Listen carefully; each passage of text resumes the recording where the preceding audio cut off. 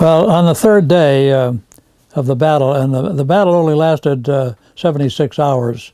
So in the morning of the third day, Major Chamberlain, who was the executive officer of the 2nd Battalion, 8th Marines, was in the staff meeting with Jim Crow and the other officers, and he turned to me and he said that he was going to take that big sand blockhouse, which had caused a lot of problem for us and movement in that one particular area, and did I want to come and photograph it? And I said, you know, sergeants in those days didn't argue very much with majors, and so I said, yeah, sure, yes, sir. And so we went up to his command post, which was a big or large shell hole, and he had all of his senior NCOs and company commanders, lieutenants, and what have you around.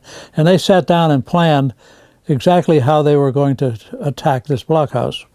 And so after they all firmed it up and what they were going to do, they looked at their watches, and just like in the movies of the old days, and said, 0900 is the jump-off time, and everybody went back to their units and what have you, and to tell them what we were going to do. And so at 0900, he looked at me, Chamberlain looked at me, and he said, are you ready? And I said, yeah, I'm ready.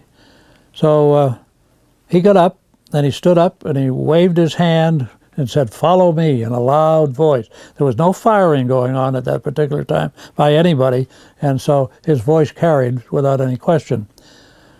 So we got up, and there were only two of us, or three of us. Kelleher, my assistant, was in with me too. We're in that particular hole, and we got up, and we started to run. And you can't run very well in sand, uphill, but it's like 1 foot up and 2 feet slide down, you know, but it was an effort. But we got up to the top, and the major and I ran across the top and looked down over the other side, and there were maybe 10 or 12 Japanese standing outside looking up at us, wondering what we're doing on top of their command post. And we turn around and look. Now, this is all happening in nanoseconds. We turn around and look, and there's not a Marine in sight. We're the only two there. And I looked at the major and I said, where's your rifle? And he says, I gave it to a fellow who lost his in the landing. I said, where's your pistol? He says, it isn't working. I said, we better get the hell out of here, because my pistol was way in the back, locked up with my camera gear, and I couldn't get it out either. And so I said, we better get the hell out of here right now. And we did. We ran back and went down the side.